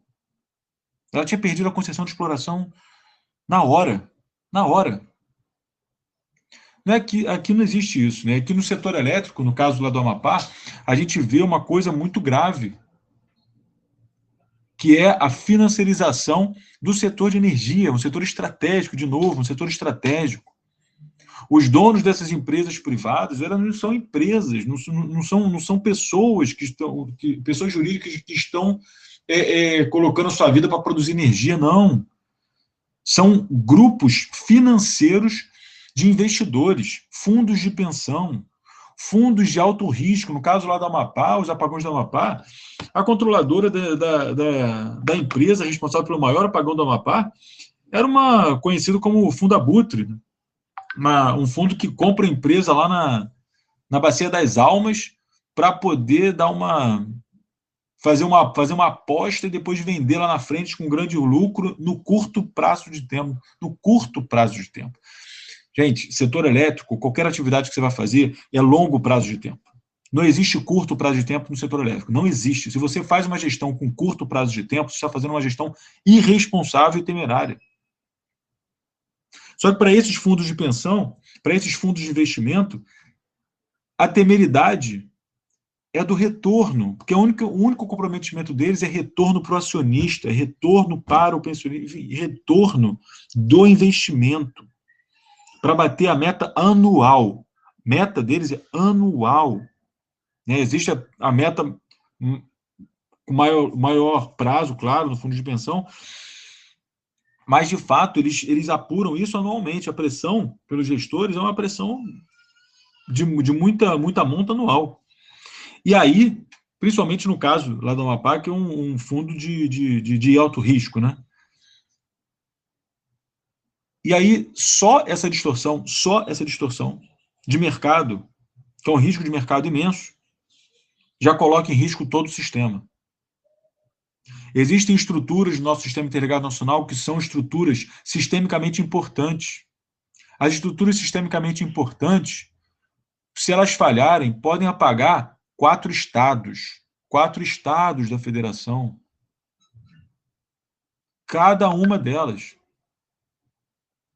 Então, a partir do momento que a gente entrega todo o sistema, né, toda a Eletrobras, inclusive, que possui muitas dessas estruturas sistemicamente importantes, a gente coloca o Brasil inteiro sob o risco de ser um novo Amapá. E não vai ser a próxima vez que acontecer, por conta da gana de lucratividade, de resultados a curto prazo, não vai ser só no Amapá. Vai ser em outros locais. E aí, quando isso começar a acontecer, a gente vai ver definitivamente a desindustrialização do Brasil. E o fim da possibilidade do avanço tecnológico no nosso país, do avanço industrial do nosso país. E, consequentemente, a geração de empregos com maior condições para o trabalhador, que é o que vem com uma industrialização. Esse é o planejamento que está sendo feito para o Brasil, quando a gente fala de mexer o setor elétrico dessa forma. É isso que está por trás esse que é o sinal que está sendo feito no Amapá, por todo o Brasil, e que pouquíssimas pessoas conseguem fazer essa leitura. Infelizmente, a gente luta contra essa complexidade e contra uma grande massa da população brasileira que não consegue compreender essa complexidade, não consegue fazer essas leituras posteriores. A gente consegue explicar para eles que o mercado de carbono vai fazer com que o mundo imponha sanções ecológicas ao Brasil, ao mercado brasileiro, a gente não consiga fazer exportações, por exemplo, porque a gente está sujando a nossa matriz com energia térmica, energia fóssil. Isso vão ter consequências para o Brasil, se esse cenário, com esse cenário que o governo tenta impor ao país, que vai se alongar durante décadas. E é por isso que a gente está lutando com tanto empenho para impedir a operação, porque a autorização foi dada pelo Congresso Nacional de forma completamente irresponsável e descarada, mas a operação ainda não foi concluída. E, se depender de nós, ela não será. Eu queria encerrar, Felipe, te questionando a respeito de como o mundo enxerga o Brasil, entregando a nossa energia à iniciativa privada em um momento em que a questão energética mostra-se como uma das mais sensíveis para as sociedades. A preocupação com a geração de energia limpa, renovável. Cada vez mais os países investem em parques eólicos, em biomassa, enquanto por aqui o governo só pensa em encher os bolsos dos empresários e ignora essa crise sem precedentes. Olha, Anderson, pela aquela parte do mundo que, enfim, se preocupa com o mundo, né? A gente é visto como qualquer outra área desse governo. A gente é visto como um pária. Nós somos um pária. O mundo inteiro, Anderson, para você ter uma noção, vamos falar sobre geopolítica, né? O mundo inteiro se prepara para uma mudança de matriz energética mundial. Uma mudança de matriz energética, uma matriz energética mais verde, uma matriz energética renovável, uma matriz energética com menos combustível fóssil, né? Menos cinza. E esses países que, por vezes, queimam muito carvão, têm uma matriz energética muito, muito suja, eles utilizam o gás como fonte energética de transição. Para eles, utilizar o gás natural é uma forma de deixar a matriz deles mais limpa e ser uma transição para depois, no segundo momento, eles caminharem, de fato, para um setor, uma matriz energética limpa, né? Mais verde e renovável. Aqui no Brasil, a gente tem uma matriz limpa e renovável. A gente tem uma energia hidrelétrica e um potencial eólico e solar e biomassa absurdos, incrivelmente gigantes, de escalas literalmente continentais. E a gente tem feito o quê? Por conta de pressão de mercado, não é por conta de necessidade do setor elétrico, é por conta de pressão de mercado. como eu disse anteriormente, das privatizações da década de 90, nós estamos adicionando cada vez mais termoelétricas, estamos adicionando parte dessas termoelétricas de biomassa? Sim, parte é de biomassa, mas a grande maioria é de energia fóssil. E agora, principalmente, mais recentemente, de gás, né? Mais escancaradamente, nessa lei aprovada no Congresso Nacional, essa lei inconstitucional, que garante a contratação de 6 gigawatts de térmicas a gás, especificamente de térmicas a gás, por conta de um lobby de mercado para poder contratar esse tipo de usina, sem que se tenha necessidade do país contratar esse tipo de usina. E, ao contrário, nós deveríamos estar utilizando nossas usinas hidrelétricas como grandes fontes de baterias estabilizadoras do Sistema Interligado Nacional, possibilitando, dessa forma, uma expansão sem precedentes, uma expansão que daria exemplo ao mundo inteiro como se faz a transição energética mundial. Nós temos, nesse momento, portanto, uma vantagem geopolítica única. E é por isso que esses países que não possuem essa vantagem geopolítica estão tentando desmembrar o Brasil. Os países da economia central do mundo querem que o setor elétrico brasileiro seja desmontado, porque o setor elétrico brasileiro dá uma vantagem geopolítica ao Brasil. E eles não querem que nós tenhamos essa vantagem geopolítica, que é transformar nossa matriz energética uma matriz energética totalmente limpa e renovável, algo nunca visto em nenhum outro lugar do planeta. Através das nossas hidrelétricas, não através de térmicas, através das nossas hidrelétricas. E a gente poderia estar fazendo isso. Nós não estamos fazendo, e nós estamos vários think tanks, né, várias faculdades aí com várias letrinhas, chamando congressos para falar de mudança de matriz energética e tudo mais, falando chamando gás de energia, de fonte energética de transição para o Brasil, quando, na verdade, isso é uma hipocrisia sem fim, né? Assim, é tecnicamente errado, é moralmente errado, é economicamente errado, né? Estamos passando por esse tipo de situação, e, além disso, estamos privatizando uma gigante do sistema de energia, a maior empresa de energia da América Latina, sem saber as regras do jogo. A lei que vai mudar do marco do setor elétrico ainda não foi aprovada, então as leis podem mudar, e mudando as leis, a precificação da empresa pode mudar, ou seja, os novos acionistas eles podem ganhar muito mais dinheiro do que eles já ganhariam com o projeto de lei de privatização que foi aprovado na Câmara. Então, são inúmeros absurdos, e qualquer pessoa com um mínimo de entendimento técnico, econômico, que esteja aí no mundo olhando para o Brasil, olhando a gente como, de fato, como párias e um país completamente sem soberania, de joelhos perante países, aí, nações de fato soberanas e que se impõem repetidamente na nossa história, impõem sua vontade dentro do território nacional brasileiro. Felipe Araújo, mais uma vez, muito obrigado por você conversar aqui conosco no programa.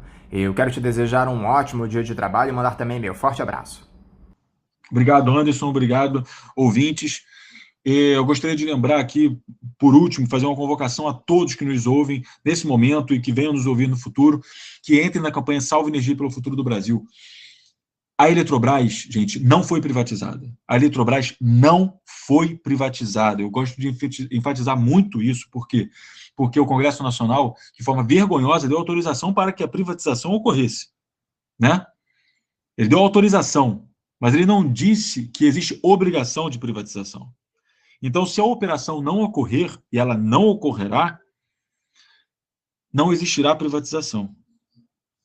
Por isso é muito importante que todos vocês entrem na campanha Salve Energia, ajudem a divulgar para fortalecer demais essa campanha, e através das ações que por lá nós iremos divulgar e passar para vocês, a gente vai conseguir entregar para um próximo governo, um governo mais progressista, que entenda o que é Brasil, que entenda o que é soberania, que se preocupe com os sistemas, entregar uma empresa pública de energia elétrica e que nos possibilite retomar a industrialização e colocar o Brasil de novo rumo a um futuro soberano, a um futuro tecnicamente soberano, energeticamente soberano e popularmente soberano. Obrigado. Conversamos aqui com o diretor da Associação dos Empregados de Furnas, a ASEF, e do Sindicato dos Engenheiros do Rio de Janeiro, o SENGRJ, Felipe Araújo. Vamos agora a mais um intervalo. Voltaremos daqui a pouquinho. Voltamos a apresentar Faixa Livre. Estamos de volta, ouvintes, e agora eu cumprimento o diretor executivo da Quiprocó Filmes e produtor do documentário Nossos Mortos Têm Voz, Fernando Souza. Fernando Souza, bom dia. Olá, Anderson. Bom dia para você, toda a equipe do programa Faixa Livre, todos os ouvintes. É um prazer e fico à disposição. Fernando, muito obrigado por você dialogar conosco aqui no Faixa Livre. Fernando, um dos principais dramas do nosso país é, sem sombra de dúvidas, a violência produzida muitas vezes pelo Estado.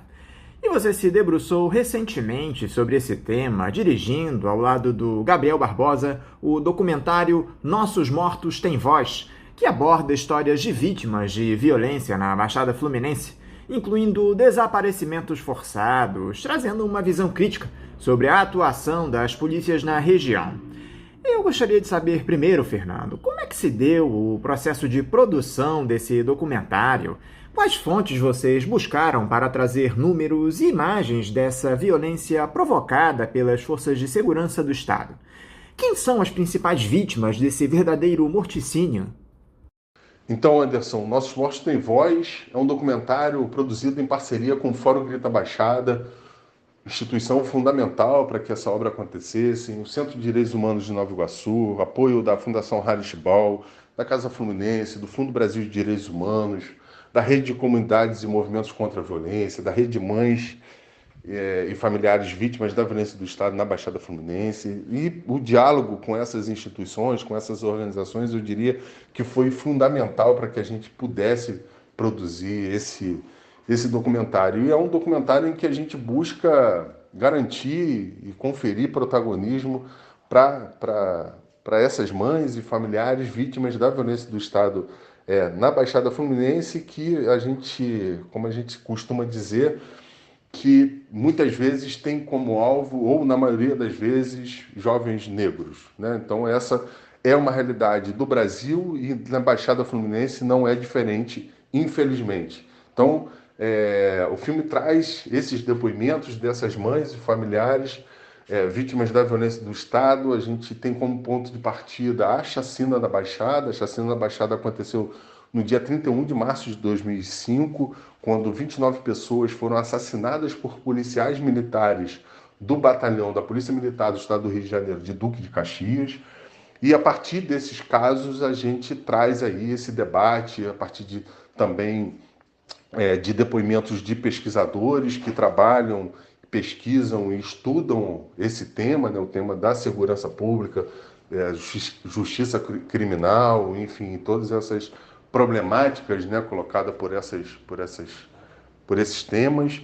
E a gente utiliza aí diferentes fontes, né, de pesquisas acadêmicas, mas também dados das próprias polícias, os dados do Instituto de Segurança Pública, e um levantamento muito rico feito pela pesquisadora Terine Ruzek, que contribuiu conosco para que a gente pudesse conhecer, a partir desses dados, mais sobre essa realidade da Baixada Fluminense, que infelizmente tem aí um histórico, né, muito recorrente de envolvimento de agentes públicos nas atividades propriamente ditas do crime. Tudo isso, né, assim, com as suas origens ali nos esquadrões, na formação dos esquadrões da morte, grupos de extermínio e no que hoje a gente conhece como milícias, né? Obviamente não dá para generalizar e dizer que é tudo a mesma coisa, mas um processo histórico de longa data, de décadas, que se acumula e que se sofistica e que se aprimora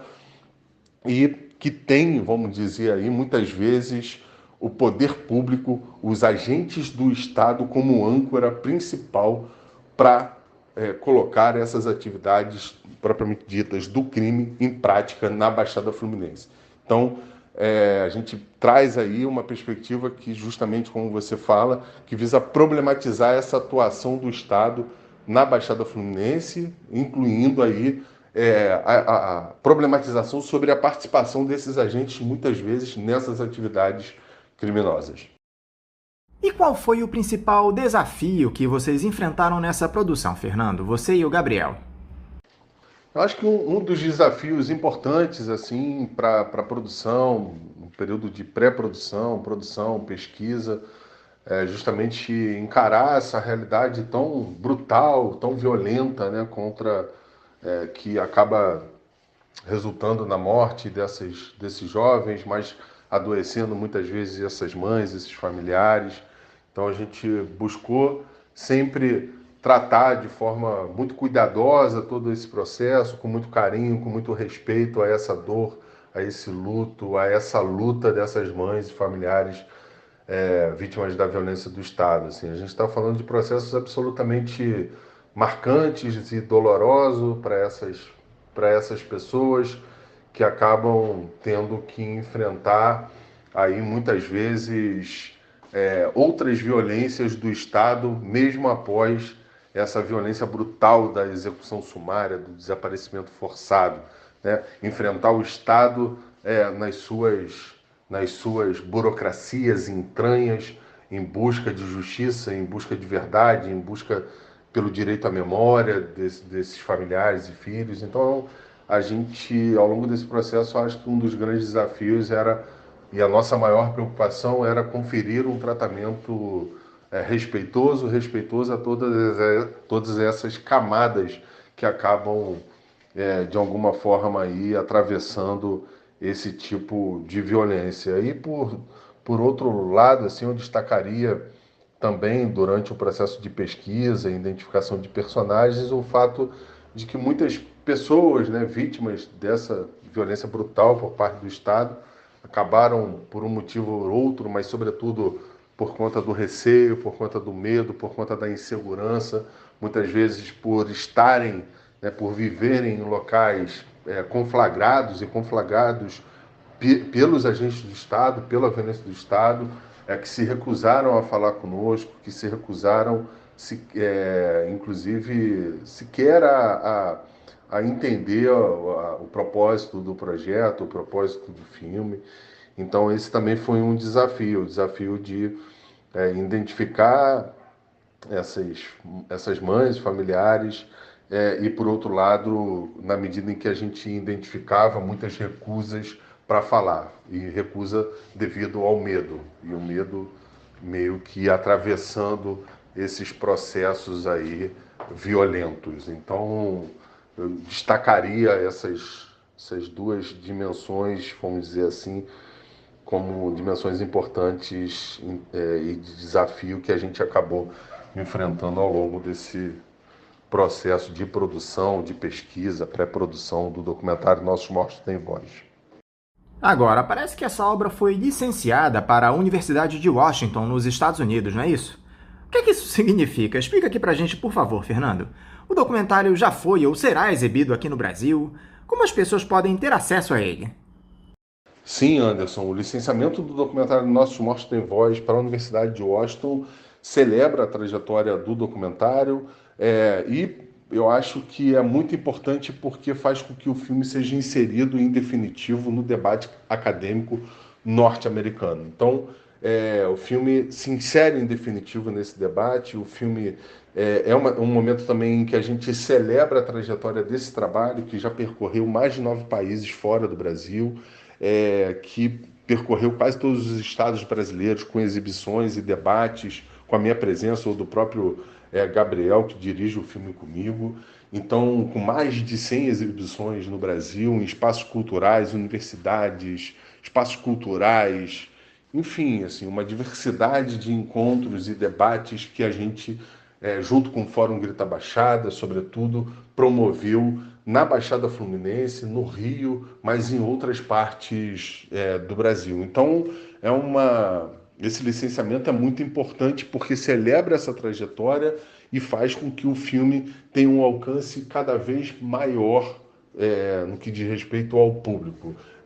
E, obviamente, né, eu acho que isso é fundamental, né, levando ou proporcionando que esse debate sobre a violência do Estado na Baixada Fluminense, na sociedade brasileira, chegue em outros lugares. E norteie também aí as pesquisas acadêmicas, os estudos, as pesquisas, para que a gente tenha cada vez mais um debate qualificado sobre essa problemática. Então o filme tem toda essa trajetória, né, de exibições, debates e de licenciamentos. Nós licenciamos o documentário para o Canal Brasil. Atualmente o filme encontra-se licenciado para o canal Prime Box Brasil. Então quem quiser ver o filme, fique ligado aí no canal Prime Box Brasil. A gente também, durante esse processo da pandemia, fez algumas exibições no formato online, com o objetivo de também aí facilitar o acesso à obra. E visite lá as redes sociais da Quiprocó Filmes, no Instagram, no Facebook, que a gente sempre que tem alguma atividade de exibição e exibições públicas, a gente faz a divulgação em nossas redes sociais. Então, Anderson, queria agradecer aí a abertura do espaço para a gente falar do nosso trabalho, falar da nossa atuação e que a gente tenha outros encontros. Um abraço para você, a todos os ouvintes do programa Faixa Livre. Você, como produtor de conteúdo audiovisual, Fernando, como é que observou esse incêndio na Cinemateca Brasileira, ocorrido na semana passada lá em São Paulo? Qual é o sentimento da categoria diante de tanto descaso do governo Bolsonaro com a cultura do nosso país? O que aconteceu na Cinemateca Brasileira não é uma tragédia anunciada, é uma tragédia planejada por um governo cujo projeto visa o desmonte das políticas públicas culturais brasileiras, visa inviabilizar a produção cultural cinematográfica brasileira, visa exterminar os trabalhadores e trabalhadoras da cultura.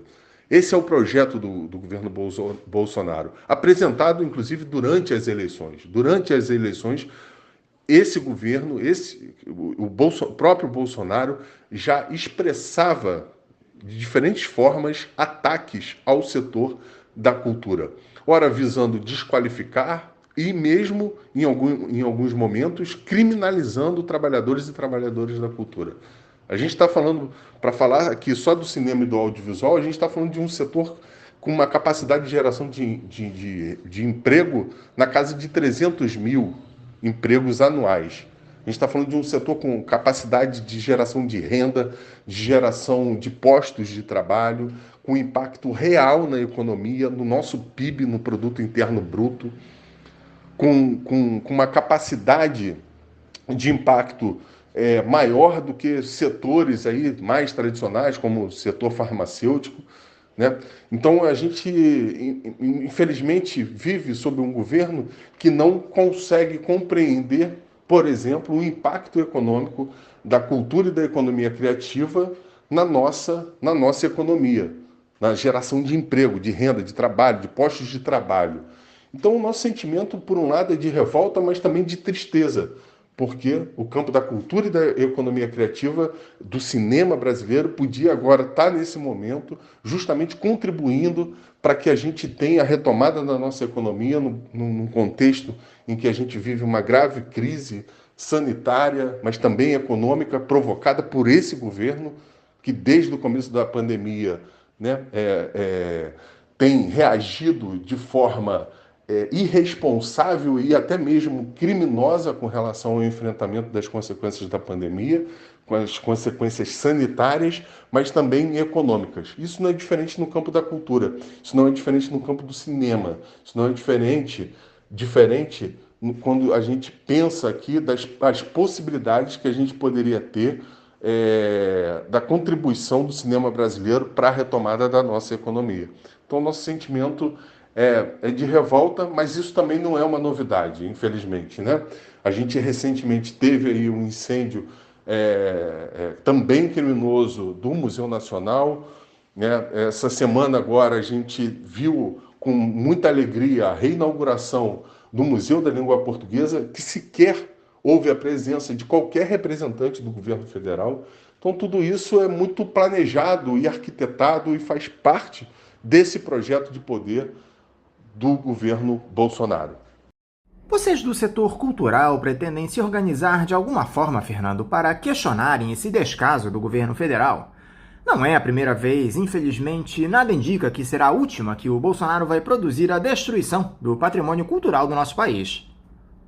Desde 2020, os próprios trabalhadores da Cinemateca Brasileira se organizaram, se mobilizaram num movimento em busca de alertar a sociedade sobre a situação pela qual a Cinemateca Brasileira passava, né? A situação crítica, esse incêndio da última semana não foi o primeiro, então já havia muito receio de que essa tragédia poderia acontecer, por conta até das características desse acervo, e eu acho que ao longo de 2020 a gente teve muitas mobilizações e articulações, inclusive culminando na aprovação da Lei Aldir Blanc, um processo que vem dos trabalhadores e trabalhadoras da cultura, passa pelo Congresso Nacional, pelo Senado, e após muita pressão é que o governo federal aprova a Lei Aldir Blanc, uma lei que tem um caráter propriamente dito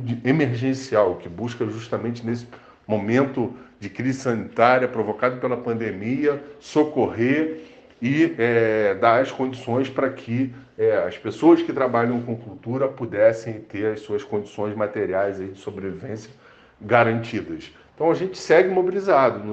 No próximo final de semana há atos marcados justamente com o objetivo de reforçar, né, toda a situação em torno da Cinemateca, a gravidade dessa situação. Então seguimos atentos e buscando aí cada vez mais nos mobilizar e organizar para que a gente, para que as pessoas tomem, né, tenham clareza e tomem consciência da gravidade que é o acervo da Cinemateca, a perda, né, o significado dessa perda. Acho que a gente precisa entender muito bem que é de proporções, uma perda de proporções inimagináveis, são 4 toneladas de materiais audiovisuais, toda a nossa memória audiovisual, assim, muita coisa perdida, né, assim, nesse acervo. Então é um momento de catar esses cacos, juntar os cacos, ver o que sobrou da Cinemateca e, ao mesmo tempo, buscar forças para seguir em frente, mobilizados, articulados, defendendo políticas públicas, defendendo investimento no setor público, para que a gente tenha aí as condições necessárias para o desenvolvimento das atividades culturais no país, para a produção cinematográfica. E é isso, a luta não para e a gente precisa seguir adiante com o cinema brasileiro. Agora, Fernando, você acredita que esse panorama que nós temos na cultura é produzido por incompetência do governo ou faz parte de um projeto muito bem engendrado que visa destruir a memória e a produção cultural do nosso país? Dá para colocar na conta da falta de traquejo com a coisa? Olha, Anderson, eu acredito que a gente precisa contextualizar tudo que está acontecendo no campo da cultura e estar muito atento ao ano de 2016, quando a gente tem o fim do Ministério da Cultura, o seu rebaixamento na estrutura de governo, a condição de secretaria, e a partir disso eu observo aí que há uma crise, né, um agravamento, um recrudescimento da crise da relação do Estado com as principais instituições culturais do país, com os trabalhadores e trabalhadoras da cultura em suas diferentes expressões artísticas. Então não tem dúvidas de que esse projeto ele começa a ser desenhado ali em 2016, né, com o golpe que destituiu a presidenta Dilma, e que se agrava com a chegada do presidente Jair Bolsonaro ao poder.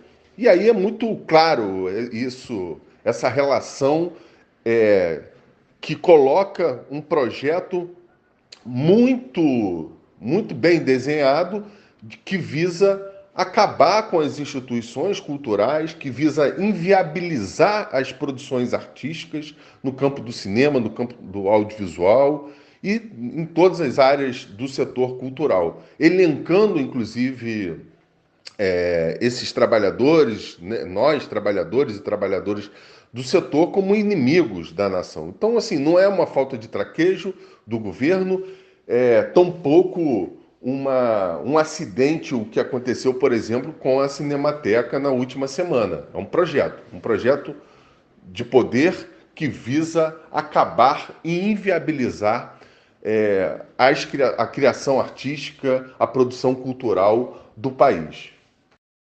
No próximo dia 7, Fernando, será celebrado o Dia Nacional do Documentário Brasileiro. Diante de tudo que está colocado, nós podemos dizer que há algo a se comemorar. Como anda a produção de documentários no Brasil nos últimos anos, Fernando? Há incentivos a vocês documentaristas, há financiamento público ou privado para a produção dessas obras? Olha, Anderson, eu diria que é possível afirmar que nos últimos anos a gente teve um crescimento muito interessante da produção documental brasileira.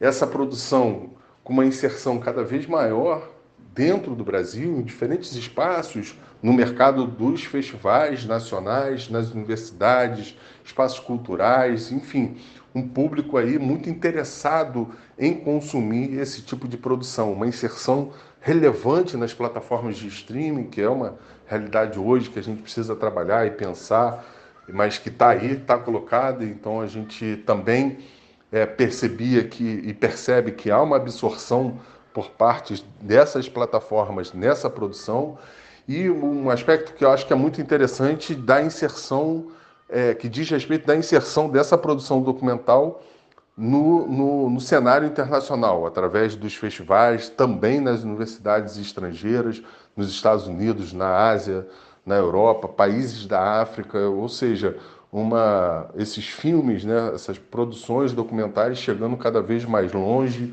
ampliando fronteiras e levando aí temas e debates que eu diria relevantes, tanto do ponto de vista da sociedade brasileira, mas que também são interessantes para a gente pensar em contraste outras realidades que muitas vezes esses filmes acabam retratando. E tudo isso a despeito de todo o desmonte que a gente vem passando ainda hoje na política pública que consolidou o Fundo Setorial do Audiovisual, que financiava a produção, grande parte dessas produções cinematográficas de caráter documental ou não, todo o desmonte por parte da Ancine. Então, assim, sim um momento muito delicado em que hoje há poucas opções aí de financiamento, tanto público, mas também com todos os ataques promovidos pelo governo, né? Muitas vezes as empresas não se sentem seguras de investir, né, na cultura, na produção cinematográfica. Então, acho que tem toda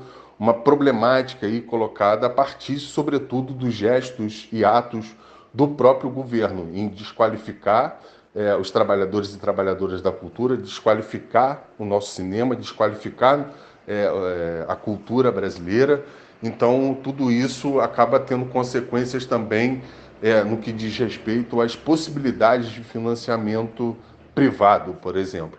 Mas, a despeito de tudo isso, eu acho sim que a gente precisa celebrar esse dia, o Dia do Documentário Brasileiro. É um dia importante, celebrar a memória de diretores e diretoras do nosso cinema documental, celebrar a nossa capacidade criativa, a nossa capacidade de produzir, de gerar emprego, de gerar renda. Então, acho que tudo isso é motivo para a gente celebrar o nosso cinema, celebrar a nossa capacidade de inventar olhares sobre as nossas realidades, a realidade brasileira. Então, é isso. Fernando Souza, mais uma vez, muito obrigado por você estar aqui conosco no Faixa Livre. Eu quero te desejar um ótimo dia de trabalho e deixar também meu forte abraço. Anderson, eu que agradeço a oportunidade de estar aqui falando com você, falando com todos os seus ouvintes, falando sobre o cinema brasileiro. Agradecer e celebrar o Dia do Documentário Brasileiro. Sim, é um dia para a gente celebrar, apesar de todas as adversidades, apesar do governo Bolsonaro. Nós vamos celebrar o Dia do Cinema Documental Brasileiro, seguir produzindo, seguir criando e refletindo sobre as nossas realidades. É isso. Muito obrigado, tenha um bom dia para você, toda a sua equipe, e bom dia a todos os ouvintes. Conversamos aqui com o diretor executivo da Quiprocó Filmes e produtor do documentário Nossos Mortos Têm Voz, Fernando Souza. E vamos encerrando a edição de hoje do Faixa Livre, convidando todos vocês para amanhã, a partir das 8 da manhã, estarem novamente aqui, ligadinhos na Rádio Bandeirantes 1360 AM, para mais uma edição do nosso programa. Um abraço a todos vocês e até amanhã!